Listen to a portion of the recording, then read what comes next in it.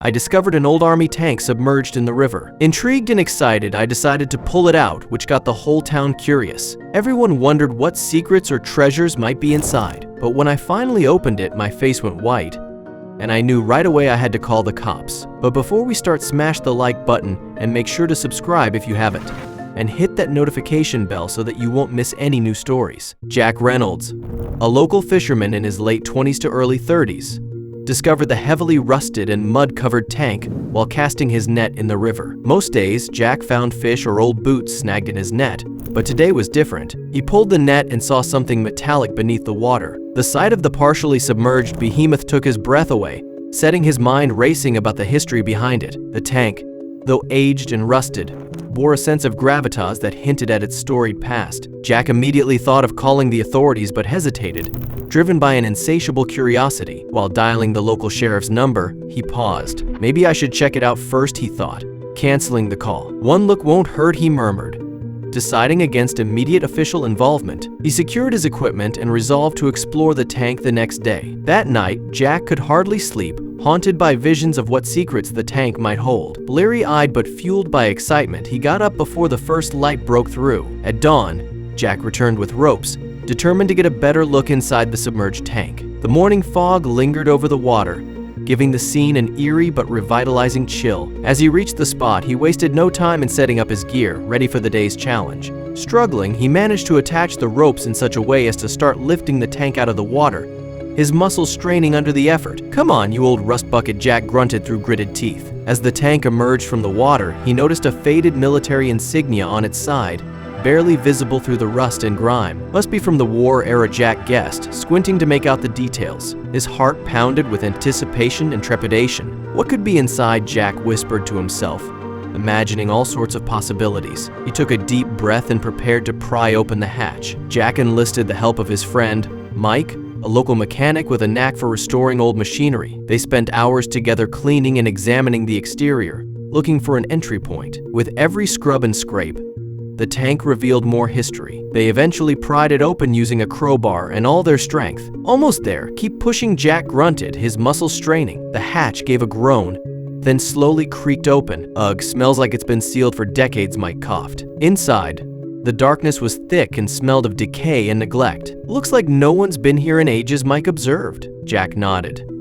"Guess it's up to us to see what's left behind." They exchanged a wary look before deciding who would venture in first. "I'll go," Jack volunteered, feeling a mix of excitement and fear. Mike nodded, handing him the flashlight. Jack volunteered to go in first, squeezing through the narrow, rusted opening. Mike kept a watchful eye from outside, ready to assist if needed. The light danced over rotting seats, tarnished metal, and ancient controls that hadn't been touched in decades. He reached out to touch one of the controls, feeling the cold, rusted metal beneath his fingers. Each discovery made him more eager to explore further. Meanwhile, Mike was busy outside trying to piece together the serial numbers and other markings on the exterior. He hoped to trace the tank's origin and perhaps even its last mission. "If we can figure out where this thing has been, we might solve the mystery," Mike said to himself. He took photos of the markings, determining to conduct a thorough research later. He felt an odd excitement at the prospect. His calls to a local historian and some internet research began to yield fragments of the history of the particular model of the tank. He learned that it was a Sherman M4 used extensively during World War II. Each new fact fueled his determination. "We've got a real piece of history here," Mike thought, his excitement growing. This specific tank had been reported missing during a significant battle decades earlier, adding an air of mystery and impending revelation. A missing tank. "This just keeps getting better," Mike said, smiling to himself. The more he discovered, the more questions arose. Why had it ended up in the river? Who had left it there? He couldn't wait to share these new findings with Jack. Jack's phone rang with an unknown number, disrupting their investigation. He hesitated before answering. "Hello," he said cautiously. The voice on the other end identified themselves as the local historian. Jack's heart raced as he listened. "I heard about your find," the historian said. "I'm very interested and would love to assist. Could I visit tomorrow?" Jack exchanged a quick look with Mike, nodding in agreement. "Absolutely," he replied. It was the historian, eager to know more about the tank and offering to visit for a closer inspection. They made plans to meet Dr. Emily Carter, who promised to bring additional resources to help piece together the tank's past. The historian, Dr. Emily Carter, arrived the next morning, her eyes wide with excitement and curiosity. "Good morning, gentlemen," she greeted them, extending her hand. Jack and Mike introduced themselves and led her to the tank. "This is incredible," Dr. Carter remarked. As she examined the exterior, Dr. Carter immediately began documenting everything. She snapped photos from different angles, ensuring every detail of the tank was captured. Dr. Carter explained that the tank was a rare model. This particular tank, a Sherman M4, is believed to have been part of a classified mission during the war, she said, her voice filled with excitement. Mike whistled. "A classified mission? Huh? This just got interesting," he remarked. Jack felt a thrill of anticipation. Dr. Carter speculated about the tank's potential contents. It might contain documents or artifacts that could shed light on the mission and those who operated it, she suggested. Jack's eyes widened. "You mean historical documents?" he asked. Dr. Carter nodded. "Exactly.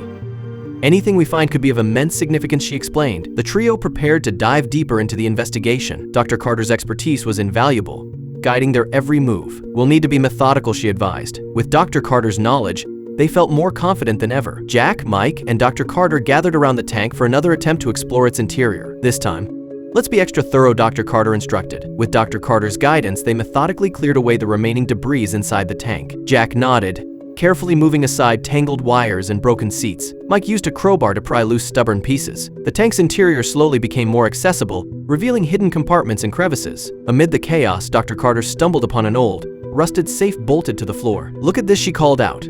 Jack and Mike hurried over. "A safe? In here?" Jack asked, incredulous. Dr. Carter nodded. "It's securely bolted." "Must have been important," she remarked. Mike examined the lock. Dr. Carter studied the safe's exterior, trying to decipher any markings or clues. They tried to open the safe, but it was securely locked. Jack handed him another tool. "Try this," he suggested. Despite their efforts, the safe remained firmly sealed. Dr. Carter frowned. They were determined to break it open and discover what secrets it held. Dr. Carter suggested they take the safe back to her lab where she had tools that could help. "We have better equipment there." They carefully lifted the heavy safe, ensuring it was securely placed in the back of Mike's truck. As Jack and Mike transported the safe to Dr. Carter's lab, a car following them caught Jack's eye. "Hey Mike, that car's been behind us for a while," Jack pointed out, trying to stay calm. Mike glanced in the rearview mirror. "You sure?" he asked, his grip tightening on the wheel. Jack nodded. "Yeah, it's been at a distance, but always there," he added, feeling a growing sense of unease. Jack whispered his concern to Mike, who noted the car's license plate. "It's GEFC 8912. "Got it," Mike said softly, peering at the rearview mirror. They didn't want to take any chances. "If it keeps following us, we'll know for sure something's up," Jack muttered. Mike nodded, his jaw set in determination. They exchanged a silent understanding, their senses heightened. Every turn and stop was now done with caution. Mike handed the safe over to Dr. Carter, trying to focus on the task at hand. While Dr. Carter worked on the safe, Jack and Mike took turns keeping an eye on the perimeter of her lab. Inside, they found a tightly wrapped bundle, the paper old and disintegrating at the touch. "Handle with care," Dr. Carter advised. Jack reached out, his fingers gently pulling at the crumbling layers. "What's inside?" Mike asked, his curiosity piqued. The paper flaked away easily, exposing an inner case. "Look at this," Dr. Carter marveled, pulling out yellowed papers and trinkets. "These must be decades old," Jack observed. Examining a locket, Mike sifted through the papers. "These could be important," he said. Jack's hands trembled as he lifted out the yellowed photographs. The images were haunting soldiers with grim expressions, moments of camaraderie, and battle scenes. "This could tell us everything," she whispered, gingerly opening the cover. The documents detailed the tank crew's mission, one which had them deep behind enemy lines during the war. "Look at this," Dr. Carter said, pointing to a map with red circled areas. "They were really in the thick of it," Jack remarked, his voice filled with awe. The mission seemed critical, involving high stakes and dangerous terrain. "These men went through hell," Mike added. Jack nodded, deep in thought as he skimmed the orders. Each entry painted a vivid picture of the crew's bravery and the grim realities of war. "We fought hard today," Jack read, his voice growing softer with each line. "Williams took a bullet for me. I don't know if he'll make it." Mike's eyes widened. "These guys were heroes," he said softly. Dr. Carter nodded solemnly, reflecting on the sacrifices made. The diary was more than a record. It was a testament to their courage and resilience. One entry mentioned a top-secret item they were transporting, a detail that made Dr. Carter's eyes widen with realization. "Listen to this," Jack said. "Our orders are clear: safeguard the package at all costs." Mike leaned in, intrigued. What could it be? He wondered aloud. Dr. Carter looked up from her notes. "Whatever it is, it must have been crucial," she speculated. The mention of a secret item added a new layer of mystery to their discovery. The item was never described in detail but was implied to be of great national importance. Everything in here points to it being something huge, Jack said, flipping through the pages. They'd die before letting it fall into enemy hands, Mike added, his tone serious. Dr. Carter nodded in agreement. We need to find out what it was she said. Her voice filled with determination. The stakes were clearly high for the tank crew, and now for them. Their final mission was to safeguard this item at all costs, a mission they never completed. Our last stand, Jack read, his voice heavy with emotion. We have to ensure the package stays hidden until reinforcements arrive. Mike's brows furrowed. They must have been desperate, he remarked. Dr. Carter nodded. And brave, she added. The diary's entries became more frantic, a desperate attempt to fulfill their duty against insurmountable odds. The final entry suggested that the crew got trapped and decided to submerge the tank in the river to keep the item hidden until help arrived. We have no choice, Jack read aloud. We must hide it and ourselves. The words were final, filled with resolve. Mike shook his head in disbelief. They went to such lengths, he muttered. Dr. Carter's eyes softened. They were willing to make the ultimate sacrifice, she said quietly. Dr. Carter carefully opened the leaden box to find several vials of a clear, viscous liquid. What is this? Mike asked. Eyes wide, Jack's heart pounded as he peered inside. It's some kind of chemical, he guessed. Dr. Carter's hand steadied as she lifted one of the vials for closer inspection. This is no ordinary substance, she remarked, her voice barely above a whisper. They all sensed the gravity of their find. Jack and Mike sifted through the documents that accompanied the vials. This says it's an experimental bioweapon, Jack read aloud, the words catching in his throat. Mike's eyes widened in horror. A bioweapon? Here, he exclaimed. Dr. Carter nodded solemnly, her fingers tracing the faded text. These were desperate measures, she said. The realization that they were dealing with a dark remnant of wartime brought a heavy silence over the group. Shuddering at the implications, Jack slowly understood why the tank had been submerged. They wanted to hide this, he muttered. Pieces falling into place. Mike nodded, his face pale. Makes sense. They were protecting us from this monstrosity, he said. Dr. Carter's serious expression echoed their thoughts. They did what they had to, she added quietly. The tank wasn't just a relic.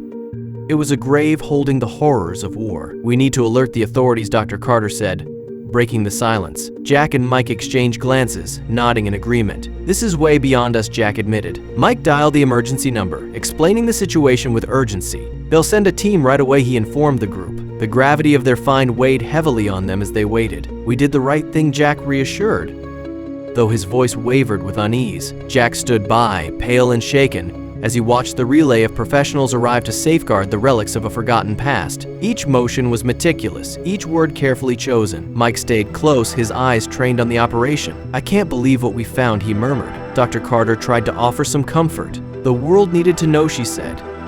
Yet, the weight of their discovery lingered. Authorities arrived promptly, taking control of the site and ensuring the bioweapon was secure. We're here to handle it from here, the lead officer said, shaking Jack's hand. Jack nodded, stepping aside. Thank you, he managed to say. Mike watched as specialized units carefully removed the vials, each motion deliberate and cautious. Dr. Carter provided them with all necessary information, her professional composure hiding the anxiety she felt beneath. The town buzzed with the revelation, everyone speculating about the hidden wartime secrets. Did you hear about the tank? One local asked another. Crazy, right?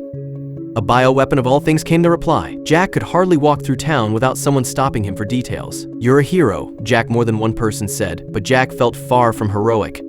The weight of what they had discovered gnawed at him. Jack's discovery quickly became a local legend, a story told for generations. Remember when Jack pulled that tank from the river? Folks would say, eyes wide with remembered wonder. Children asked him to recount the tale, their faces alight with curiosity. What was it like inside, they'd ask. Jack kept the details vague, focusing more on the adventure rather than the dark reality. It was a story that would never fade. And yet Jack couldn't help but wonder what other mysteries lay hidden beneath the surface of the river. You think there's more down there? Mike would ask, eyes twinkling.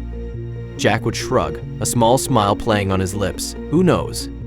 That river's seen a lot of history, he'd reply. The tank's discovery had solved one mystery but left countless others in its wake, each waiting to be uncovered.